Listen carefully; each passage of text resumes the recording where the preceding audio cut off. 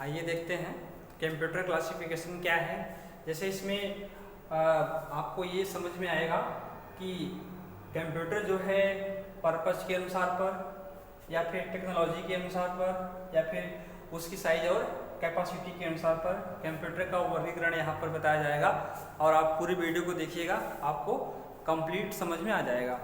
अब जैसे सबसे पहले हम बात करते हैं कि कंप्यूटर के प्रकार। जब कोई पूछता है कि कंप्यूटर के प्रकार कितने होते हैं तो वहाँ पर हमें सोचना पड़ता है कि कंप्यूटर के प्रकार तो हम 3 प्रकार से पढ़े हैं, लेकिन उसको बताना कैसे है। तो हमारा जो उसके लिए आंसर होगा तो कैटेगरियाँ 3 हैं। कैटेगरियाँ 3 हैं। क्या क्या कैटेगरियाँ हैं कि किसी पर्पस के अकॉर्डिंग या फिर कोई टेक्नोलॉजी या फिर साइज या फिर कैपेसिटी के आधार पर हम जो अपना कंप्यूटर चलाते हैं वो किसके आधार पर है या फिर अन्य जगहों पर जो कंप्यूटर चलता है वो किसके आधार पर है। आज इसके बारे में इस वीडियो में बात होगी, ध्यान से देखिएगा, आप वीडियो में रहिएगा। सबसे पहले हम जो बात करते हैं अकॉर्डिंग टू पर्पज, ये किसी उद्देश्य के लिए होता है। जब हम किसी कार्य को करते हैं तो हमारे कार्य करने का कोई न कोई उद्देश्य होता है।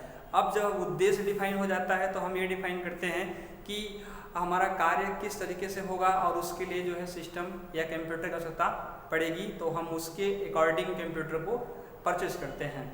हमारा कार्य जैसा होता है उसके कंपेटेबल हम सिस्टम को परचेज करते हैं। सबसे पहले देखते हैं जनरल पर्पज कंप्यूटर। जो जनरल पर्पज मतलब जो सामान्य उद्देश्य के लिए कंप्यूटर बने हुए हैं वो कंप्यूटर कौन सा हो सकता है।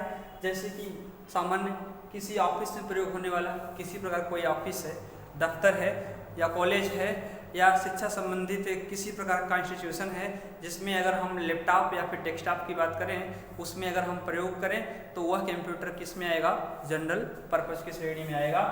अब दूसरा है उसका कि स्पेशल पर्पज मतलब विशेष उद्देश्य के लिए कंप्यूटर को बनाया जाए, विशेष उद्देश्य के लिए कंप्यूटर को बनाया जाए तो वो विशेष उद्देश्य क्या होगा। जैसे कि हमारा साइंटिफिक जो हमारे वैज्ञानिक अनुसंधानिक जो भी व्यक्ति होते हैं, जैसे कि कोई इंजीनियर हो गया या फिर कोई वैज्ञानिक हो गया, कोई सर्च कर रहा है, ऐसा कुछ मतलब विशेष कार्य हेतु तो ऐसे कंप्यूटर की आवश्यकता पड़ती है। तो उसका कंप्यूटर अलग होता है। स्पेस मतलब अंतरिक्ष के बारे में कुछ भी रिसर्च करना, उन कार्यों के लिए जो कंप्यूटर यूज होगा वह कंप्यूटर किस कैटेगरी में आएगा, आपके स्पेशल पर्पज के लिए। तो ये हो गया, समझ में आया।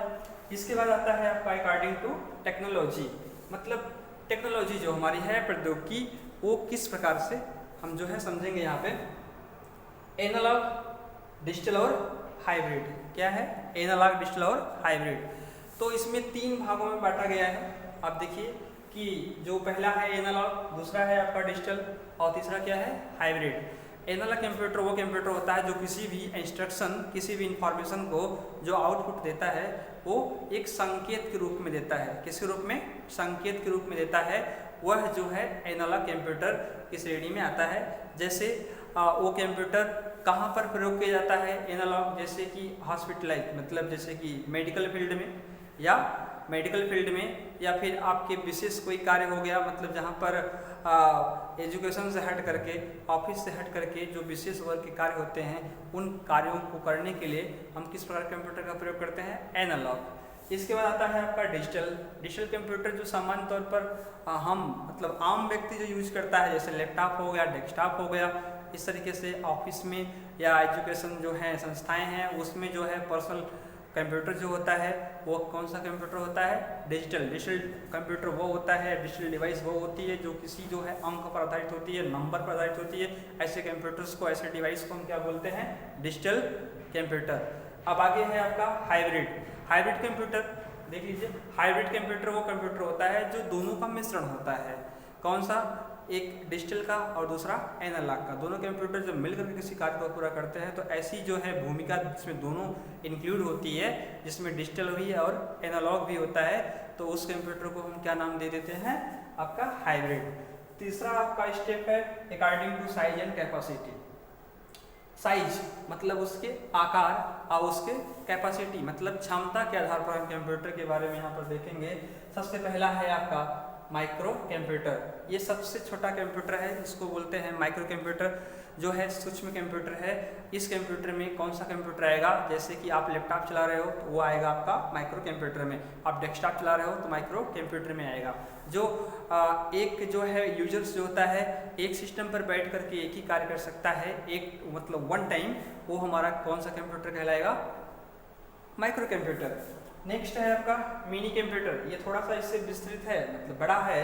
ये है मिनी कंप्यूटर। ये किसी कंपनियों में प्रयोग होने वाला कंप्यूटर, किसी कंपनियों में प्रयोग किया जाता है।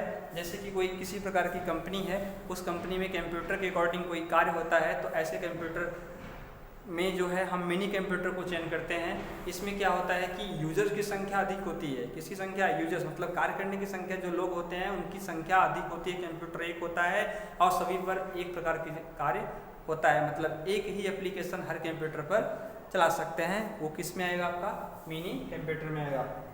नेक्स्ट है आपका मेन फ्रेम कंप्यूटर। ये स्क्रीन आप शॉट ले सकते हैं समझने के लिए। ये है आपका मेन फ्रेम कंप्यूटर। ये कंप्यूटर ऐसा होता है, ठीक मिनी कंप्यूटर जैसा होता है, बट इसमें थोड़ा सा परिवर्तन है कि मिनी कंप्यूटर में क्या था कि one computer, one plus user, single tasking.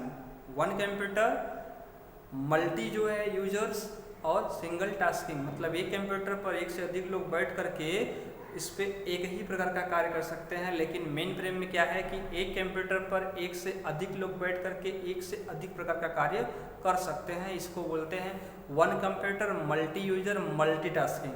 One computer multi user multitasking, इस कंप्यूटर को हम बोलेंगे मेन फ्रेम कंप्यूटर। और लास्ट है आपका सुपर कंप्यूटर। ये सबसे बड़ा है साइज में और सबसे बड़ा क्षमता वाला है। इसकी मेमोरी की क्षमता, इसकी प्रोसेसर की क्षमता, कार्य करने की क्षमता, हर जो है लेवल पर इसकी जो है कैपेसिटी अन्य कंप्यूटर की अपेक्षा बहुत फास्ट है, बहुत तेज है, बहुत बड़ा है। और इस कंप्यूटर का प्रयोग वैज्ञानिक अनुसंधान रिसर्च सेंटर, जैसे आप नाम सुने हैं इसरो, वो हमारा क्या है इंडियन स्पेस रिसर्च ऑर्गेनाइजेशन जो संगठन है, वह संगठन में किसी कंप्यूटर का प्रयोग किया जाता है। तो कंप्यूटर क्या हो सकता है, आपका सुपर कंप्यूटर। तो ये है इस प्रकार का आपका कंप्यूटर क्लासिफिकेशन।